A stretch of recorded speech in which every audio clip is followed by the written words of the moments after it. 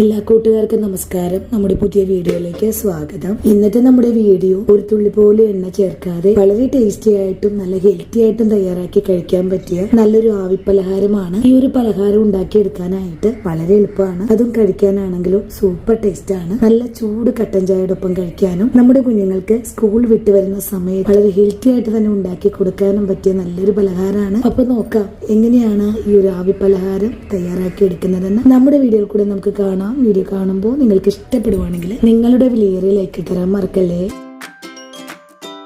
ഇനി നമുക്ക് പലഹാരം തയ്യാറാക്കാൻ തുടങ്ങാം. അതിനായിട്ട് 2 കപ്പ് അളവിലെ ഗോതമ്പ് പൊടി, 1.5 കപ്പ് അളവിലെ ചോറ്, ഒരു 50 ഗ്രാം അളവില് ബദാം പരിപ്പിന് പകരമായിട്ട് കാഷ്യൂ എടുക്കാം. അതും അല്ലെങ്കിൽ കപ്പലണ്ടി വേണമെങ്കിലും എടുക്കാവുന്നതാണ്. കൂടെ തന്നെ അരമുറി നാളികേരവും ഇതുപോലെ ഒന്ന് കട്ട് ചെയ്ത് വെച്ചിട്ടുണ്ട്. നമുക്ക് ഈ ചേരുവകള് ഒന്ന് ചതച്ചെടുക്കണം. ഇതിനായിട്ട് ആദ്യമേ ബദാം പരിപ്പും നാളികേരവും മിക്സിഡ് ജാറിലേക്ക് മാറ്റുവാണ്.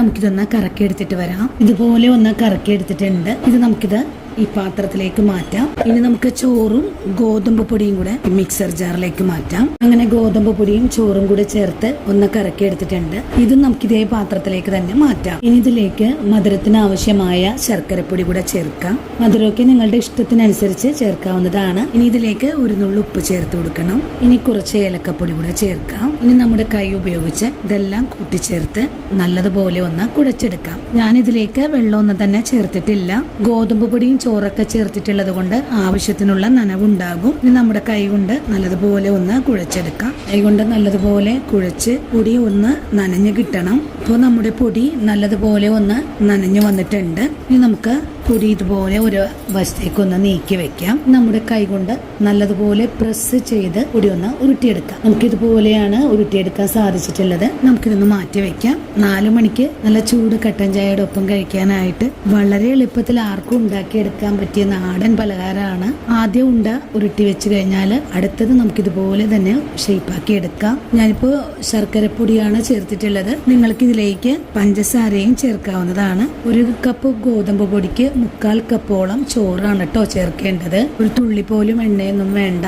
ആവിയിൽ വേവിച്ചെടുക്കുന്നത് കൊണ്ട് വളരെ ഹെൽത്തി ആയിട്ട് തന്നെ നമുക്ക് ഉണ്ടാക്കി കഴിക്കാൻ സാധിക്കും. അങ്ങനെ നമുക്കിതെല്ലാം ഇതുപോലെ തന്നെ ഒന്ന് ഉരുട്ടിയെടുത്തിട്ട് വരാം. അങ്ങനെ നമ്മുടെ പലഹാരം എല്ലാം ഞാനിവിടെ ഷേപ്പാക്കി എടുത്തിട്ടുണ്ട്. ഇനി നമുക്കിത് ആവിയിലേക്ക് വെച്ച് ഒന്ന് വേവിച്ചുകൂടെ എടുക്കാം. വളരെ സിമ്പിളായിട്ട് ആർക്കും ഉണ്ടാക്കി എടുക്കാൻ പറ്റിയ പലഹാരമാണ്. അതുപോലെ ഇതിലേക്ക് ഒരു തുള്ളി പോലും വെള്ളം ചേർത്തിട്ടില്ല.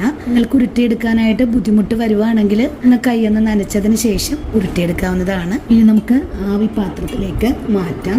അങ്ങനെ എല്ലാ പലഹാരങ്ങളും ഞാനിവിടെ വേവിക്കാനായിട്ട് മാറ്റിയിട്ടുണ്ട്. ഇനി ഇത് ഒന്ന് വേവിച്ചെടുക്കാം. അങ്ങനെ നമ്മുടെ പലഹാരം വേവിക്കാൻ വെച്ചിട്ട് ഒരു 5 മിനിറ്റ് ഒക്കെ കഴിഞ്ഞിട്ടുണ്ട് കേട്ടോ. ഇനി നമുക്ക് മൂടി ഒന്ന് തുറന്ന് നോക്കാം. നല്ലോണം തന്നെ വേവായി വന്നിട്ടുണ്ട്. ഇനി നമുക്കിതൊന്ന് താഴേക്ക് ഇറക്കി വെച്ച് കൊടുക്കാം. ഒരു 5 മിനിറ്റ് മാത്രം മതിയാകും ഈ ഒരു പലഹാരം വേവിച്ചെടുക്കാനായിട്ട്. അങ്ങനെ എല്ലാ പലഹാരവും ഞാനിവിടെ വേവിച്ചെടുത്തിട്ടുണ്ട്. ഈ ചൂടാറിയതിന് ശേഷം ഒരു സെർവിങ് പ്ലേറ്റിലേക്ക് കൂടെ മാറ്റാം. അപ്പോൾ ഇന്നത്തെ നമ്മുടെ വീഡിയോയും ഇത്രയുള്ളൂട്ടോ കൂട്ടുകാരെ. ഈ ഒരു വീഡിയോയും കണ്ടപ്പോൾ കൂട്ടുകാർക്ക് ഇഷ്ടപ്പെടുവാണെങ്കിൽ ഈ ഒരു മഴക്കാലത്ത് തീർച്ചയായിട്ടും തയ്യാറാക്കി നോക്കുക. തയ്യാറാക്കി നോക്കുമ്പോൾ ഈ ഒരു പലഹാരത്തിന്റെ സ്വാദ് ഇഷ്ടപ്പെടുവാണെങ്കിൽ നമ്മുടെ പേജ് ഒന്ന് ഫോളോ ചെയ്യാൻ മറക്കരുത്. അതുപോലെ ഇന്ന് കണ്ട ഈ ഒരു വീഡിയോ നിങ്ങളുടെ കൂട്ടുകാരിലേക്ക് ഒന്ന് ഷെയർ ചെയ്ത് കൊടുക്കാനും മറക്കരുത്. അപ്പോൾ ഇനി നല്ലൊരു വീഡിയോ ആയിട്ട് നാളെയും കണ്ടുമുട്ടാം. അതുവരെ ഒത്തിരി സ്നേഹത്തോടെ വീണ്ടും കാണാം.